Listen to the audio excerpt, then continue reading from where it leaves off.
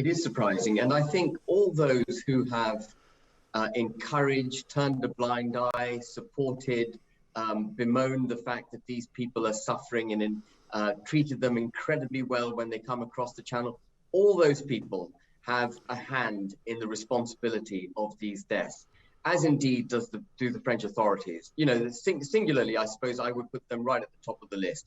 They stand back and they watch these people launch their crafts from their beaches and do nothing about it, in breach of their international obligations and in breach of their obligations to the United Kingdom.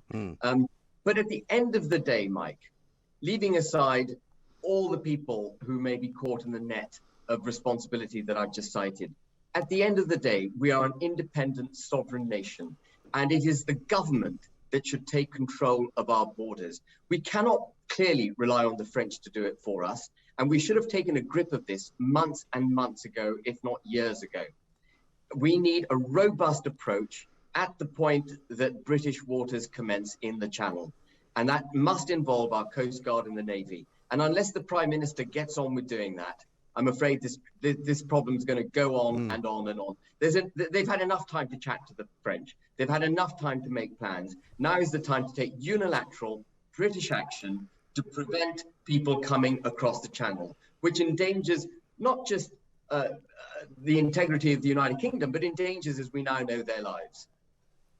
Well, this is the thing, and I mean, it's taken until just about, last week, I think, for Priti Patel to start blaming the Schengen Agreement and the whole idea of open borders in Europe, saying that if it wasn't for that, none of these people would be making all the way to Calais and then on to Britain. Well, I mean, you know, it's almost a beggar's belief that it's taking them so long to find a solution to this, because it doesn't seem to me that they've even really tried to find a solution. No. You know, we've got this bill going through, which is apparently not even going to have a chance of emerging as law until about April or May of next year, if at all. Meanwhile, this is the first, I think, autumn where the numbers of people coming hasn't diminished at all. And in fact, if anything, it's increasing. Yeah, the Nationality and Borders Bill is a disgrace. As you say, it's been going through Parliament for months now and probably won't come into law next year. But even that doesn't give the government the authority it should be seeking in order to take forceful action at our borders. You look at what Poland did when it was threatened with unbridled, pre-planned, if you like, emigration from Belarus into Poland. It had its army stationed on the border in force. People were deterred by force. And that's what we need. This is our border. These people are illegal immigrants. They're being aided and abetted by the French, and we need to man our borders robustly. Yeah. We need to tow these people back to France, dump their dinghies back on their beaches. And if the French don't like it, well, they'll have to challenge the British Navy and our Coast Guard. Yeah. The RLI, instead of rescuing these people and bringing them back to British land, bringing them back to our shores, should dump them back in France. They must not be allowed to make it across the Channel. That is the encouragement that gives the smugglers, the belief that they can go on doing this. They must be deterred. They must be stopped. When they know that they will be stopped, they will stop coming. Well, exactly right. The Australians managed to do it, and I know that it's not always a comparison that you can make because of the distances involved in trying to get a boat to Australia from wherever it is you're going from.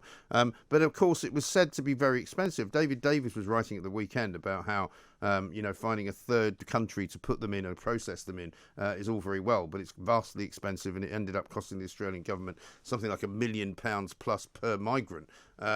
Nevertheless, that's not to say that you shouldn't be spending that kind of money. Even in Denmark, for example, they're giving immigrants money to go home, back to Syria. Yeah, I mean, look, enough planning, Mike. They've got to take unilateral act. Enough planning, enough chat about possible solutions. We have a Navy, we have a Coast Guard, and they should be charged with ensuring no dinghies cross the British line and take them back to France and let the French challenge us. And frankly, actually, we should prevent any fishing of any French boats in British waters until they stop migrants, these illegal migrants coming across the Channel. We should link the two subjects. Yes. Well, funnily enough, somebody suggested that to me the other day. For every boat that arrives, we should take away one fishing licence from the French and see how soon they then start sorting it all out. I'd take away all the fishing licences. The French treat us with absolute disdain. They blockade ports, they invade Jersey, they cut off electricity to Jersey, all for their fishing. And yet here they are in breach of their international obligations, their agreements with the United Kingdom on these illegal immigrants. causing the death of them by encouraging them to go across the channel. We've got to take it's enough chat. Why does everything have to be done on a multilateral basis? Why do we need to speak to the French in order to protect our borders? Boris Johnson, you have an 80-seat majority. If you need a law, pass it tomorrow and then make sure our borders are manned.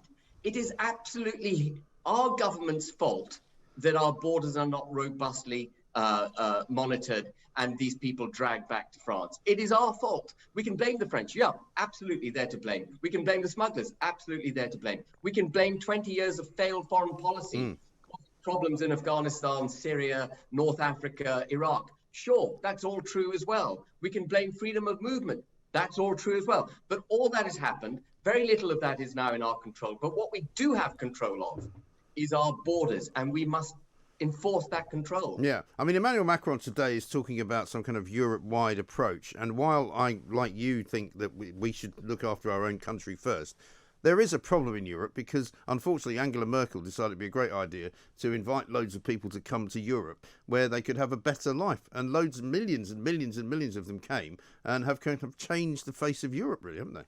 Yeah, they have. And, you know, we haven't touched on the impact it's having on the United Kingdom, having all these different people here, often from countries which we've bombed, you know, countries which we've had a hand in destabilizing and massive destruction at our hand. And so they can't all be coming here feeling sympathetic towards the United Kingdom. There must be many among them who hold us responsible for the plights of their own country. And, you know, we saw that with the Liverpool bomber, didn't we? And we saw it with the guy who very tragically killed David Amis.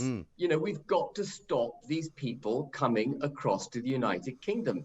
Yes, in the fullness of time, we should reform our foreign policy. In the fullness of time, we should get rid of freedom of movement in Europe. In the fullness of time, we should reach multilateral agreements which would prevent this from happening in the first place. But we don't have the fullness of time right now. We must act, and we must act now. Boris Johnson has the majority. If he needs to pass a law, pass it tomorrow. Get on with it. Get the Coast Guard and the Royal Navy in action.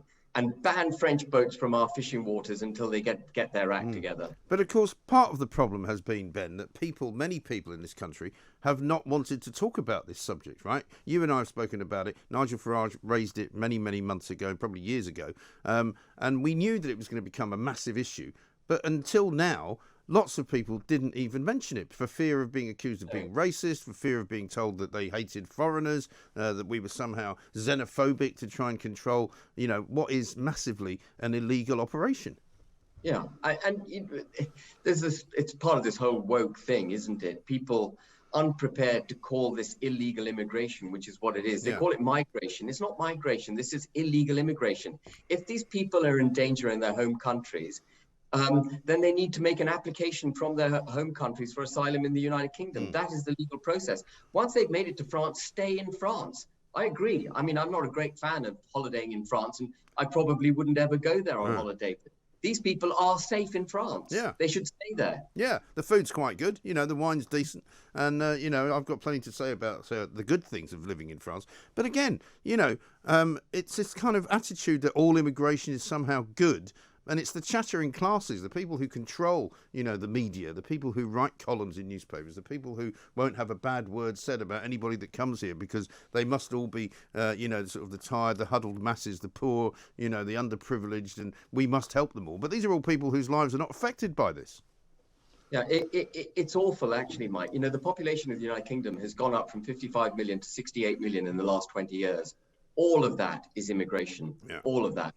So that, whatever you say about multiculturalism and the richness of society born out of different cultures all coming together, actually it puts a real strain on the social fabric of the United Kingdom. And we are experiencing it. We are now growing homegrown terrorists at a rate that, you know, very few Western countries have. And that is to do with this unbridled immigration. It kicked off with Tony Blair, and the Conservative Party, notwithstanding all their rhetoric to the contrary, have done nothing to control it. And we are seeing it is, I'm half Pakistani. And in a sense, you know, many people say to me, well, Ben, you're half Pakistani, you're trying to pull the ladder up once you're into the country. Actually, my mum's English. I have as much here as I do in Pakistan. Yeah. But the point is this, A country needs cultural integration. It needs a social fabric to be able to hold together and be strong. And what many of these people are bringing with them is an antipathy towards the values that we hold dear, the values actually which enable them to come to our country in the first place. And these are the unsaid things that parliamentarians, the woke brigade, a lot of the media are unprepared to discuss. But it has to be discussed. As someone who's half Pakistani, I know some of the antipathy that is felt towards the United Kingdom, falsely and wrongly felt, in my view. But it is felt, and we must protect the United Kingdom from that attitude.